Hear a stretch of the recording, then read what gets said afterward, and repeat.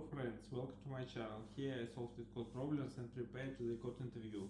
Today's problem number is 560. Subarray sum equals k.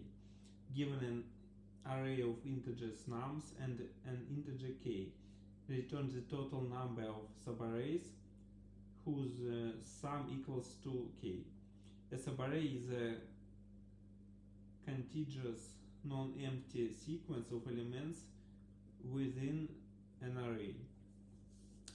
Let's solve it. Today I show you few ways how to solve it, and each way will be better and faster than previous. First of all, let's try to solve it. Try to solve it straightforward way. How to do it? We need to find all subarrays and calculate sum of each subarray, and if this sum equals to k, then increment answer. So let's do it. First of all, let's define answer equals to 0 and return it. After, we need to define two nested loops. First loops will be for start of subarray, and the nested loop will be for the end of subarray. So for start in a range from 0 to length of nums,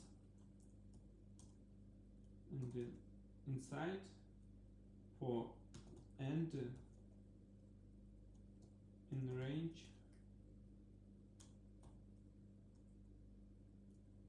in this case from start to length of nums. So we have start and end of each subarray, and now we need to calculate subarray sum. So let's define subarray sum equals to 0, and one more loop for each index in range from start to end, and plus 1, because in Python function range doesn't include end. And inside this loop, add current number to subarray sum. And final, let's check if subarray sum equals to k, and in this k, increment answer. It should work. Let's check tests. Something wrong. Let's start.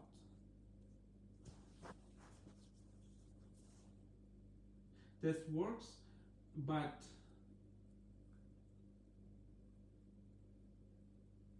this should work too slow, because this solution has a time complexity of n cube, so it's catastrophic. It's very slow, but we can improve it. How we can do it?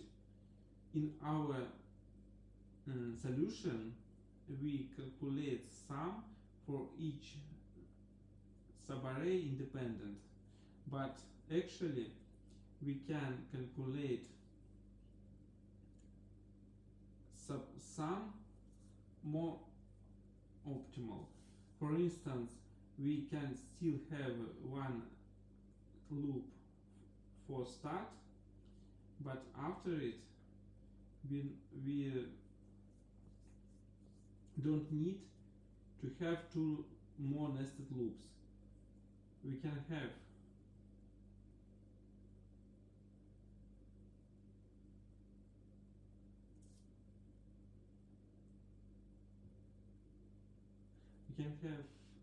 one loop and calculate sum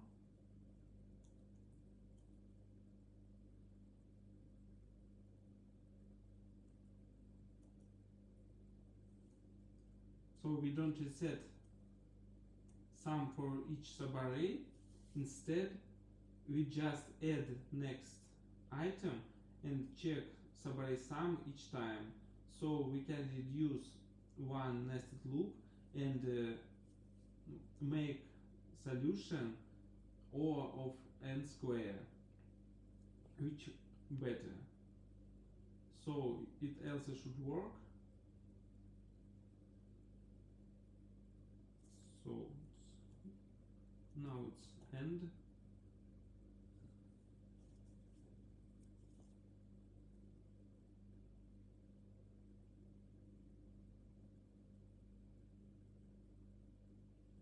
Yes, now it works, but it's still too slow, 5 seconds. So if we submit it, we else don't pass.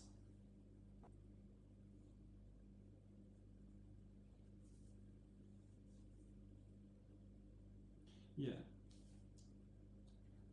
Let's add this fail test. Now what we can do?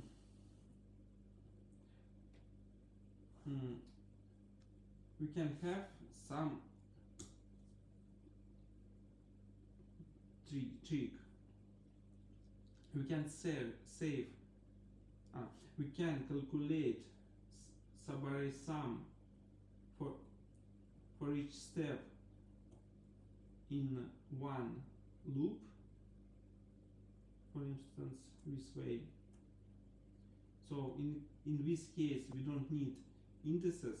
We just need only nums.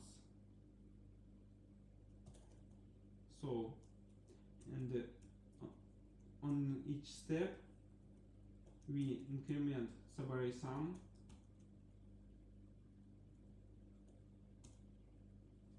at first thing.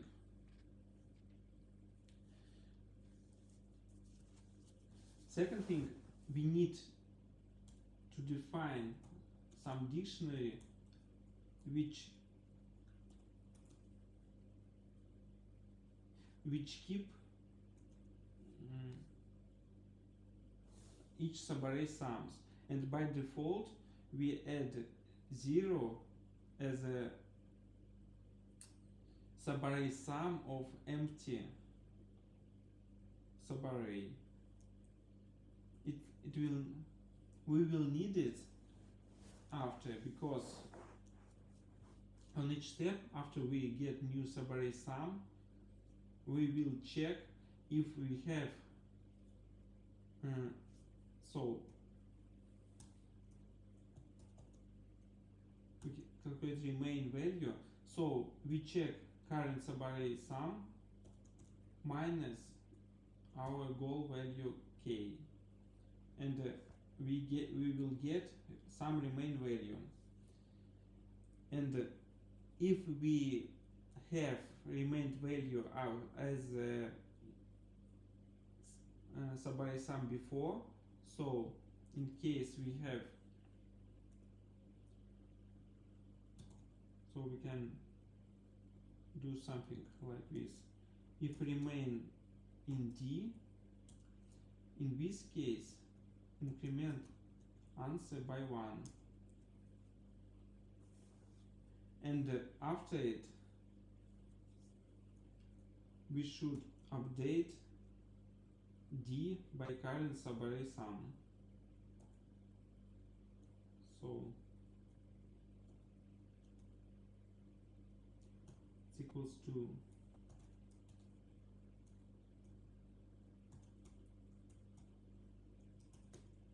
something like this. So if we don't have subarray sum in D, we save 1. If we had some value in D, we increment it by 1, so we have one more solution. And now we have time complexity O of n. It's much better than previous, and let's check if it works.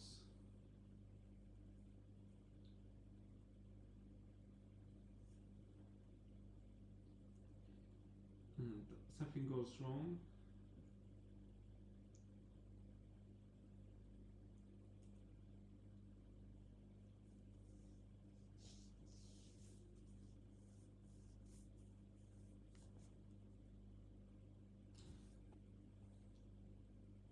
Yeah, it's wrong.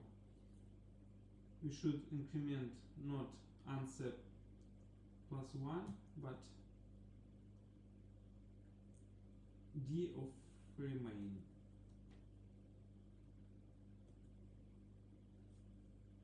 Let's check again.